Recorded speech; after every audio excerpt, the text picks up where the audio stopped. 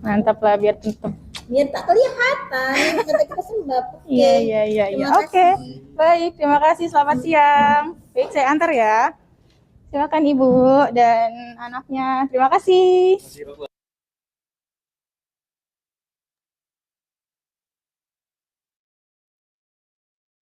Upload bagus nih, lebih bagus dari kemarin. Ini bagus ya, maksudnya setiap minggu tuh ada peningkatan, ada perbaikan di satu titik.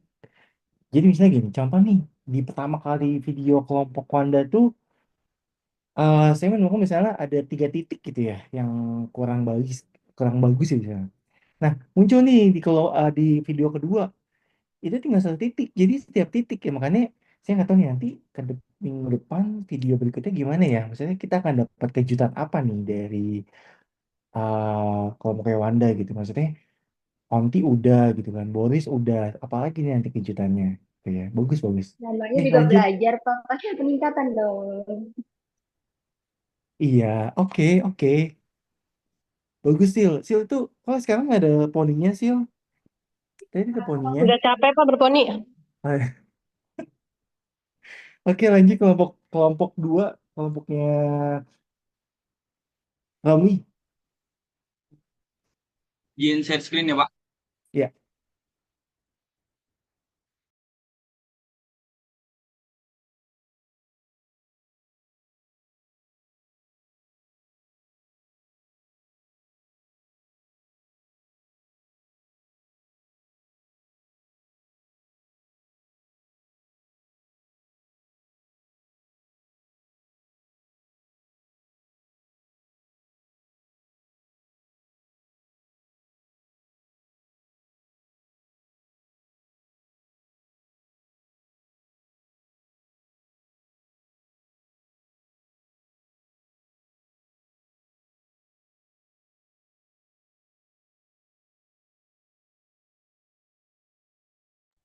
Udah ada suaranya belum, Pak?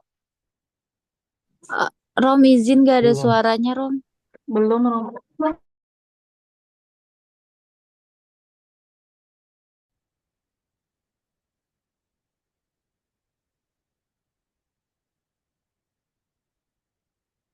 Coba kamu cek settingan video internalnya dari Mono atau laptop. apa, Pak?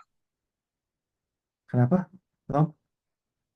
Mono bisa, Rom. Vi- Bisa mono, bisa Mono ya. stereo. Settingan internal dari PC-nya coba. Laptopnya. Assalamualaikum warahmatullahi wabarakatuh. Kami dari kelompok 3, kelas F212B, ingin memperkenalkan diri. Saya Ananda Sela Rahayu sebagai dokter. Saya Zata sebagai pasien. Saya Muhammad Romli sebagai kameramen dan editor. Video ini tentang konseling pasien insomnia dan depresi. Enjoy the video.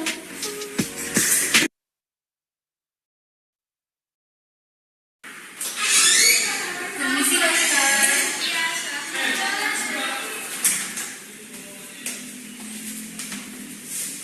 Iya, halo, nama kamu siapa? Nama aku Arado. Kalau boleh tahu umur kamu berapa sekarang? Aku sekarang lagi jalan 21. Kamu punya kesibukan apa akhir ini? Kalau aku sibuknya pagi kerja, sore kuliah. Kerjaan kamu lancar? Lancar. Ada masalah? Nggak ada sih kalau masalah di kantor. Kamu udah berumah tangga? Belum. Belum. Atau ada pacar mungkin boyfriend? Ada. Oh ada. Hubungan kamu sama pacar kamu? Gak tahu ya dibilangnya gimana ya. Sebenarnya kalau hubungannya baik-baik aja, cuman mungkin di lingkungan rumah kali ya. Masalah sosial atau keluarga? Keluarga sih. Keluarga. Cerita aja. Ada sih tuh kalau diceritain tapi nggak apa. Kan aku di Jakarta ini bisa dibilang rantau ya dok. Udah hampir 4 tahun, tapi aku bingung gitu. Akhir-akhir ini tuh perasaan aku kayak aku pagi kerja, sore kuliah. Yang aku bingung itu aku nyari uang buat kuliah tanpa aku nikmatin hasilnya. Terus yang aku bingung juga, bingung aja gitu. Kalau pagi kerja untuk cari uangnya untuk kuliah, tapi rutinitasnya itu terus berulang gitu. Dan aku tuh merasa kayak gak ada hal lain yang bisa aku dapat gitu. Aku pikir kalau misalnya hal itu terulang terus dan menurutku gak jelas gitu kehidupan, kenapa gak udahan aja gitu. Terus juga di rumah disupport sama keluarga yang kurang support masalah kesehatan. Ya sekarang kan lagi isunya mental health ya, dimana keluarga aku tuh bisa dibilang kurang untuk mensupport mental aku sendiri gitu. Karena kan aku di sini rantau, aku tuh butuh support kayak ditanya kabar gimana, lagi apa gitu. Itu tuh basic banget dalam percakapan. Tapi aku nggak bisa dapat hal itu dari keluarga. Dari dokter nanya tentang pasangan kan. Aku punya pasangan yang aku harapin itu hal yang gak ada di keluarga itu ada di dia gitu. Ternyata hal itu juga nggak aku dapetin dari pasangan aku gitu. Dunia ini kan dunia, di dunia aja aku nggak dapat support keluarga, nggak dapat support dari pasangan. Terus pagi kerja capek, sore kuliah capek. Ya itu tuh berurutan. Jadi akhir-akhir ini tuh aku suka dengar bisikan-bisikan kayak udah nggak usah hidup lagi gitu. Buat apa sih? Itu pagi capek, pulang capek, nggak ada support apa-apa gitu. Ya udah gitu, selesaiin aja hidup di dunia, nggak usah dipikirin banget. Udah tabrakin aja diri di truk gitu. Udah kamu lewat aja nyebrang, nggak usah peduli kanan kiri. Kamu mau ditabrak mau diapain terserah Tuhan gitu. Terus akhir-akhir ini juga aku insomnia karena setiap aku tutup mata, bukannya keinginan untuk tidur yang aku dapat, tapi keinginan untuk bunuh dirinya itu lebih tinggi gitu loh. Aku tuh bisa gak tidur sampai 2 hari. Akhirnya aku minumnya antimo sampai 8 tablet aku minum, tetap gak mempan sama sekali, aku gak bisa tidur. Makanya aku ke dokter itu buat mendapatkan obat tidur.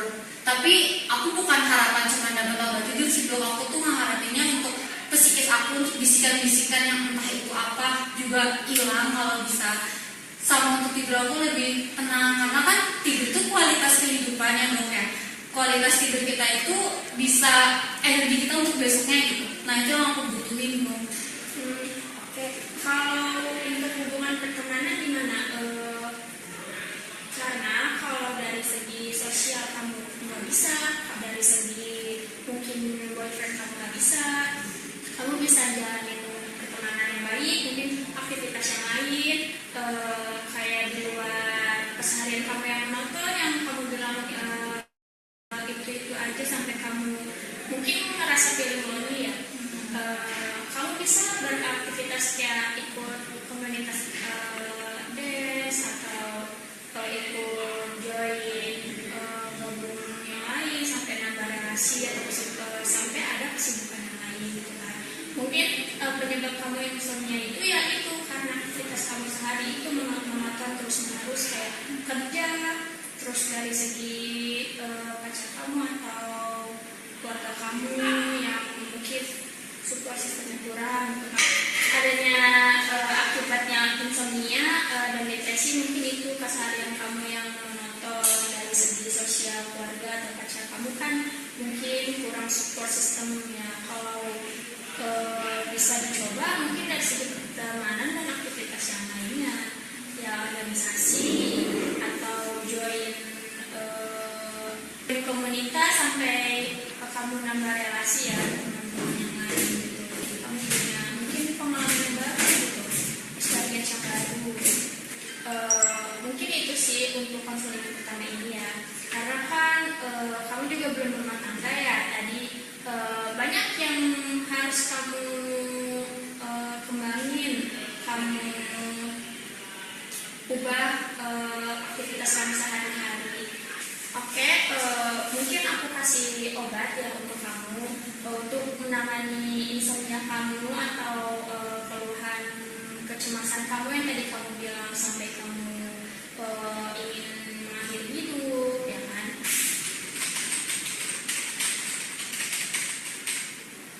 Obatnya nanti kamu bisa ambil langsung di bagian farmasi ya, menginformasikan nama umur kamu gitu. Setelah 1 bulan nanti kamu bisa konseling lagi di sini untuk perkembangan lebih lanjutnya. Makasih ya dok ya. Mau tolong informasi dulu ya. Assalamualaikum. Tetap semangat. Ya, makasih dok.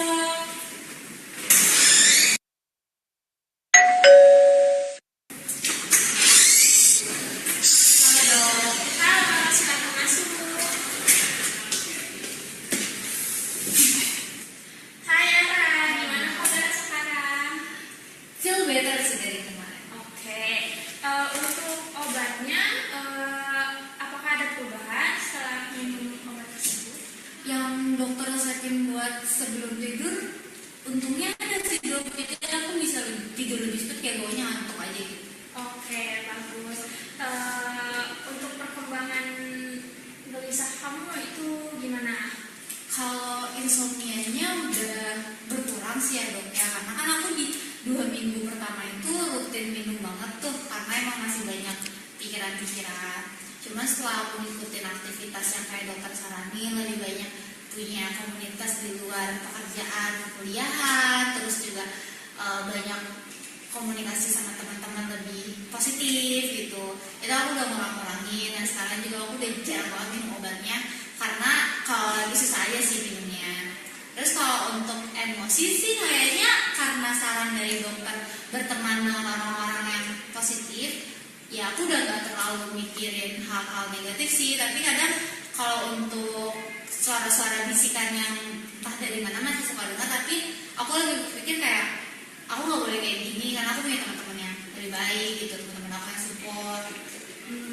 Oke, berarti sejauh ini setelah 1 bulan kamu merasa better lah ya. Alhamdulillah, banget sih, Dok. Terus kamu juga punya kesibukan baru, pertemanan yang baru, gitu kan? Hubungan yang baru juga dong, kebetulan saya udah putus sama yang kemarin. Ah iya, pasti itu karena hubungan pertemanan kamu yang baru ya. Kamu mungkin dapat Iya. saran-saran yang lebih baik dari relasi kamu. Iya, itu juga sih. Oke, mungkin untuk obat insomnia-nya itu udah clear ya, udah bisa di stop. Ini aku mau mungkin ada penambahan untuk obat depresinya, sedikitnya. Dok, kalau obatnya aku stop boleh nggak?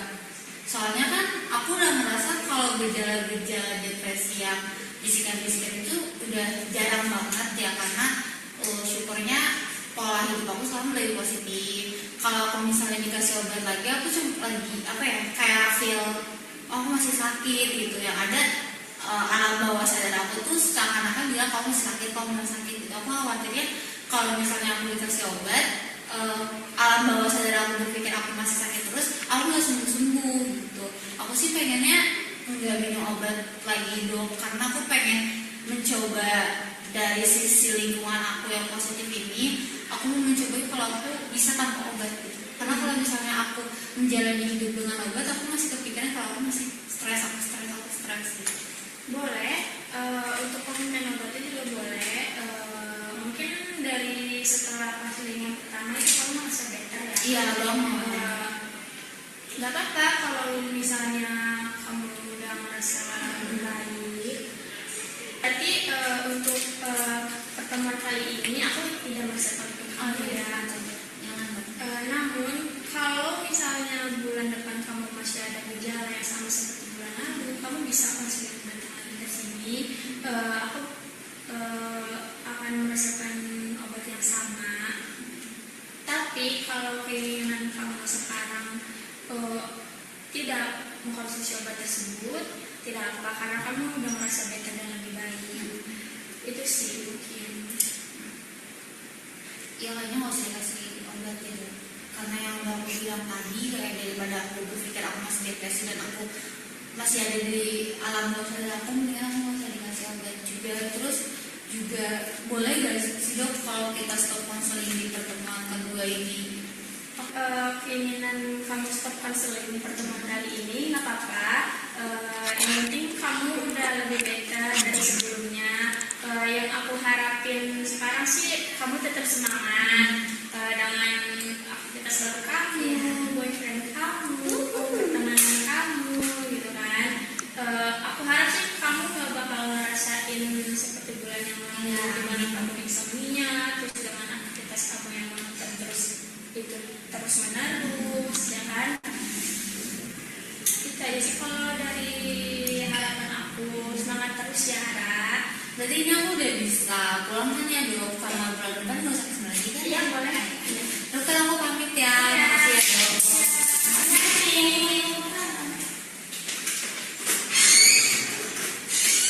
Halo semuanya, terima kasih sudah menonton video kita.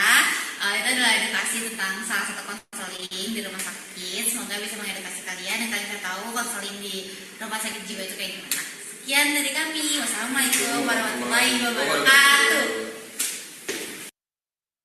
Salam, ya. Aplaus juga untuk kelompok 2. Oke, eh saya agak bingung ya, kenapa kamu bahasnya poli jiwa gitu. Yang mau saya bahas adalah bagaimana kamu konseling obat, maksudnya kamu konseling obat untuk pasien yang memang dengan gangguan jiwa, bukan ngebahas eh, teknik konseling dokter psikiatrik dengan pasien gitu. Topiknya kan kita ngomonginnya farmasis ya, tapi nggak apa-apa. Nanti gini-gini ya. Em, Mungkin kalau kayak kelas Wanda kan memang karena grup kecil ya, jadi mereka satu kelompok gitu ya. Tapi kalau kelasnya Romli, mungkin perlu didiskusikan dulu ya di grup kelas kamu gitu ya.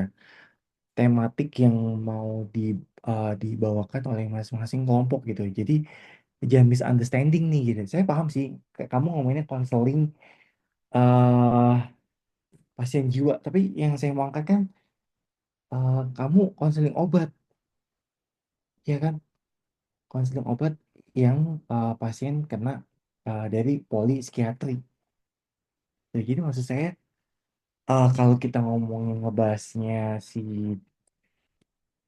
jadi itu nggak ada kita, maksudnya nggak ada kita tuh nggak ada farmasis gitu. Jadi eh, saya merasa poinnya nggak dapet gitu. Tapi it's okay. Saya tetap nilai dan tetap hargain kerja keras dan usaha dari kelompok 3 dari kelompok 2. Maksudnya kelompok 3 dari kelompoknya Tommy. Kelompok 3 kan berarti ya? Ya Tommy Iya ya? Pak, betul Pak. Oke. Oke.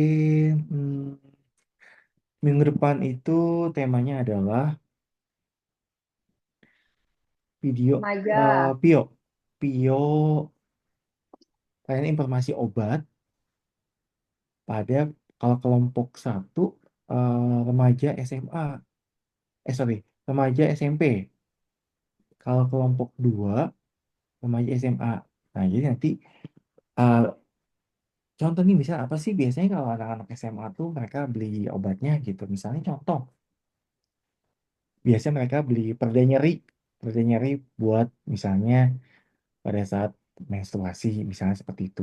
Yang sering tuh seperti itu kalau SMA. Kalau SMP biasanya mereka tuh seringnya eh obat sakit kepala ya. Sebentar, izin dulu.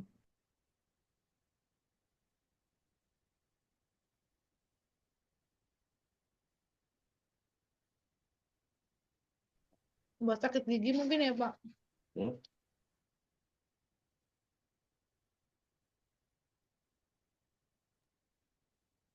Ya, jadi biasanya kalau anak SMP itu mereka lebih nyarinya tuh obat analgetik antipiretik karena pusing banyak tugas gitu ya. Nah, tapi kalau anak SMA tuh seringnya mereka nyarinya perda nyeri gitu. Jadi maksud saya coba ya ini contoh aja sih, contoh. Jadi buat buat kamu ada bayangan, tapi perlu notif gitu. eh kita tuh bahasnya farmasis gitu, bukan ngomongin. Jadi makanya saya bilang coba kalau emang dapat tugas gitu ya. Kelompok nih biasanya misalnya di depan kelompok 4 gitu ya. Nah, coba diskusin dulu di grup grup kelas gitu. Tematik ini nyambung nggak gitu, maksudnya eh sesuai nggak dengan tugas yang diberikan oleh Pak Ipin gitu ya. Jadi maksud saya eh jangan sampai kayak tadi gitu. Jadi kalian salah paham gitu. Kan kita ngomongin sekarang nih farmasis gitu. Jadi bukan ngomongin tentang. Nah, ini juga sama nih. Nanti kalau bahasnya komunikasi publik dan komunikasi sosial, sesuaikan apa gini? Misalnya contoh, oh misalnya eh komunikasi publik dan komunikasi sosial. Coba kamu baca lagi teorinya. Mana sih yang bersifat dua arah, yang mana satu arah? Nah, nanti dilihat nih. Misalnya contoh, eh Zoom, Zoom,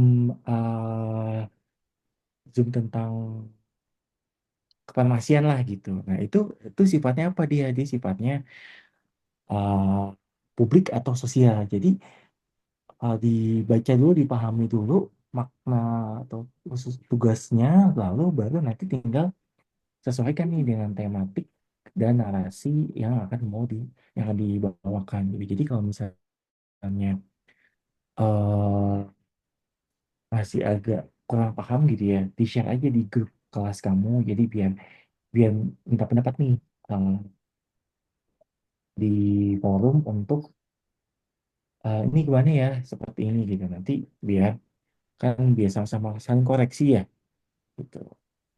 Ya nanti cari aja nih yang lumrah apa sih biasanya kalau anak-anak SMP tuh kalau ke politik mereka beli apa sih biasanya gitu. Mau beli mereka, misalnya contoh nih mereka mau beli misalnya sunscreen gitu ya, it's okay, nggak apa-apa. Edukasi aja gimana sih caranya kita memberikan pelayanan informasi obat pada pasien yang remaja ya, remaja SMA misalnya. SMA dia beli misalnya eh pembersih wajah. Nah, itu diedukasi aja. Tuh. Pelayanan informasinya seperti apa sih yang mau ditekankan? Misalnya contoh nih misalnya, oh ya, kulitnya tipenya apa gitu. Lalu kedua adalah biasanya aktivitasnya banyaknya di mana, di luar atau di dalam ruangan. Nah, itu kan nanti menjadi pilihan yang memang rekomendasi kamu sebagai apoteker memberikan uh, jenis obat, jenis sediaannya maupun uh, jenis informasinya kayak gitu. Itu. Jadi biar apa namanya? Biar tepat sasaran. Jadi maksud saya gini, kalau dalam bentuk video simulasinya sih saya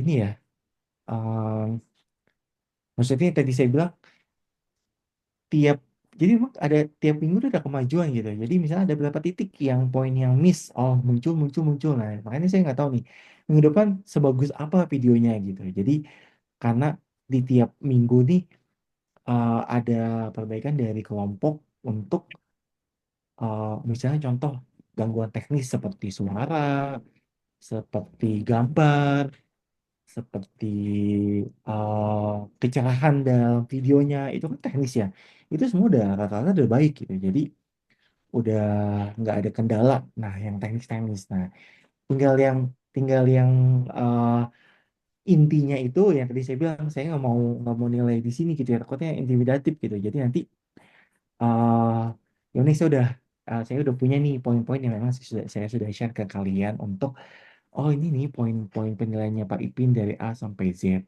kayak gitu. Ya, oke. Mungkin ada pertanyaan sebelum saya absen. Kayaknya nggak nyampe 240 nih. Bapak Ya, izin kalau di berarti puskes mau gimana, Bu? nggak mau Kelompoknya tanya mana, Bu? Pak. Oh, bertanya. Oh, Ibu mau ketawa. Wah, parah Ibu. Enggak Kelompok saya Bapak, diketawain. enggak ih Bapak Astagfirullahaladzim. enggak Lanjut, Bu. ada. Iya Pak, kalau di puskesmas saya Hmm. itu ada program Pak, Hmm. program ke sekolah tuh, baik yang SD, SMP sama SMA. Nah kalau di SMP biasanya screening itu tentang pemberian tablet tambah darah Pak. Nah, oke. SMA ya? Itu SMP sama SMA. SMA. Kemudian Berarti lebih ya ke ini ya, kemudian pasien-pasien yang memang mereka uh, period ya, Bu ya? iya Berarti kan Pak, bahasnya masalah program.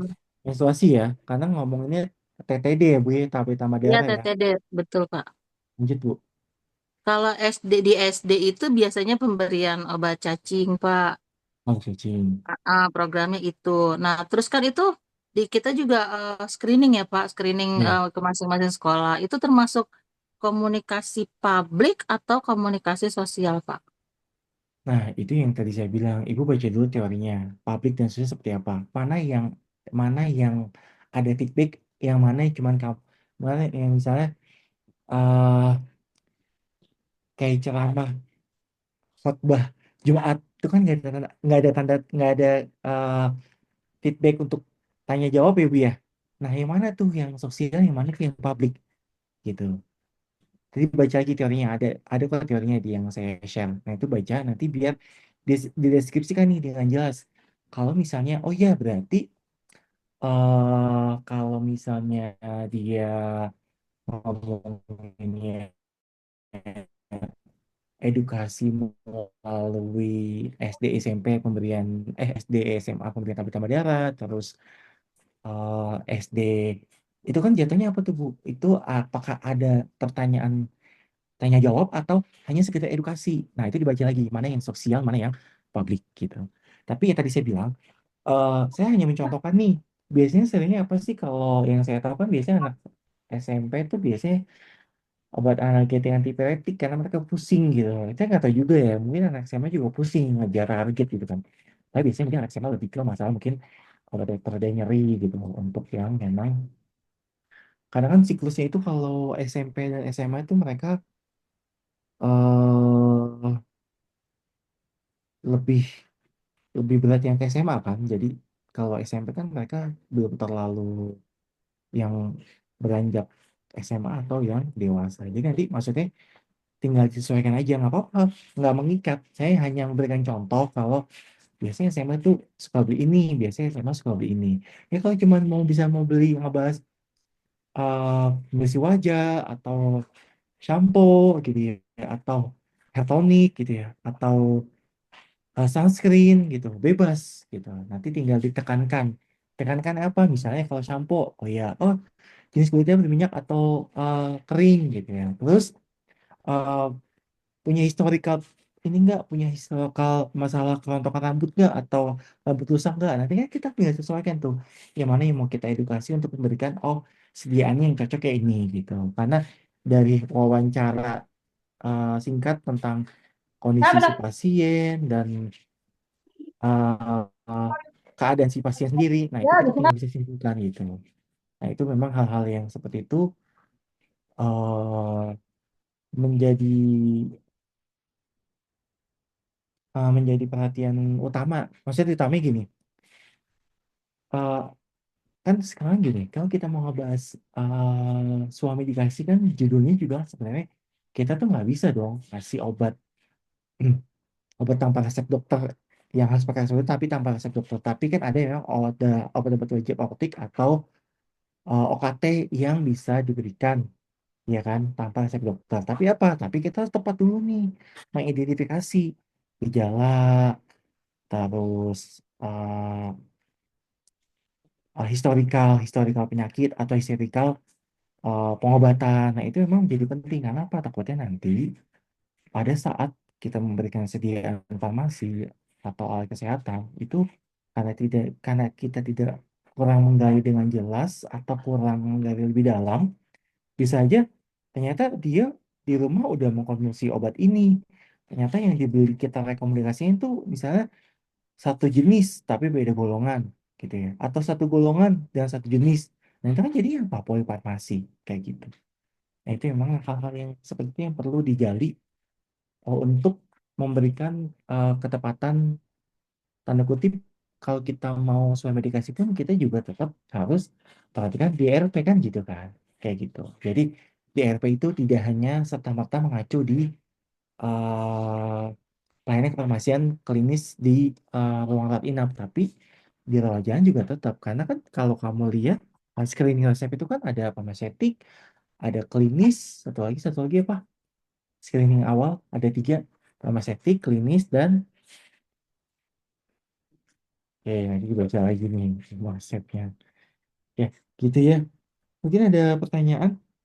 Jadi dari contoh-contoh saya itu tidak mengikat, tinggal kamu sesuaikan aja. Tapi nanti yang saran saya sih adalah utama penggalian informasi yang cukup jelas untuk memberikan sedia informasi yang tepat sasaran. Jadi tanda kutip tidak muncul DRP, apakah itu tidak tepat obat, tidak tepat penggunaan, tidak tepat dosis.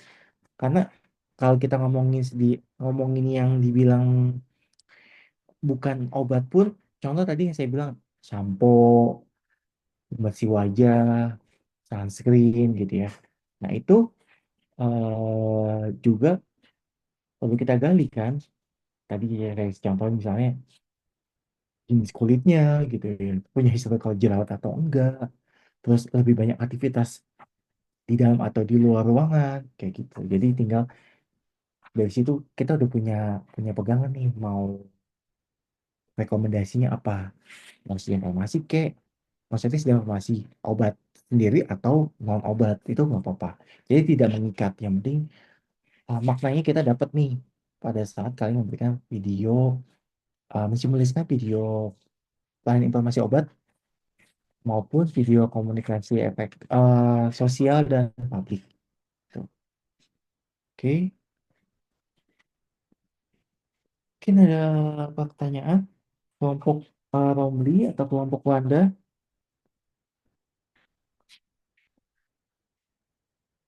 Wanda, kelompok kamu ada semua hasil. Mas kamu ada semua hasil. Hadir. Hadir, Kak. Iya. Hadir, Romli, Kak. kelas kamu Romli. Hadir Pak.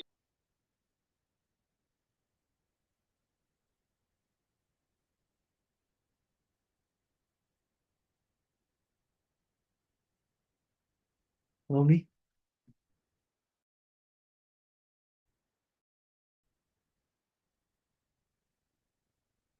Sel, ada semua nggak Sel kelas?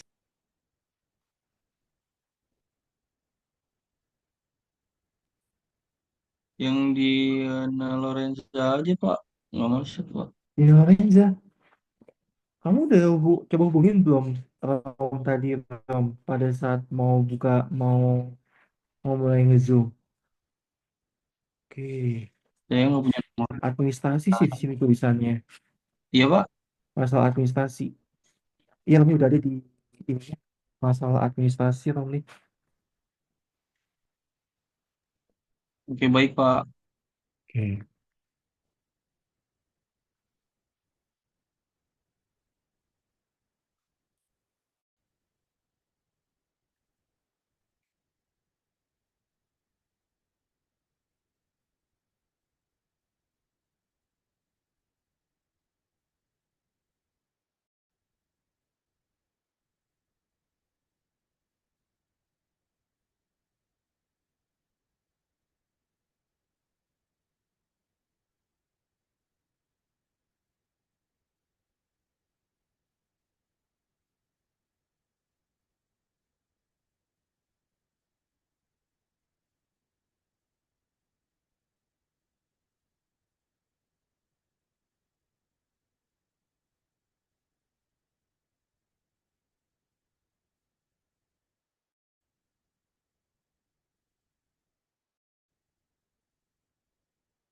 Oke, kalau tidak ada pertanyaan, saya dari itu absen, kalian bisa cek di SIA masing-masing. Ada pertanyaan? Cukup? Oke. Kalau tidak ada pertanyaan, kelas malam ini saya tutup. Saya mengucapkan terima kasih. Mohon maaf sebelum-sebelumnya. Selamat malam. Wassalamualaikum warahmatullahi wabarakatuh. Terima kasih. Waalaikumsalam warahmatullahi wabarakatuh. Terima kasih, Kak. Cara kejepit ya?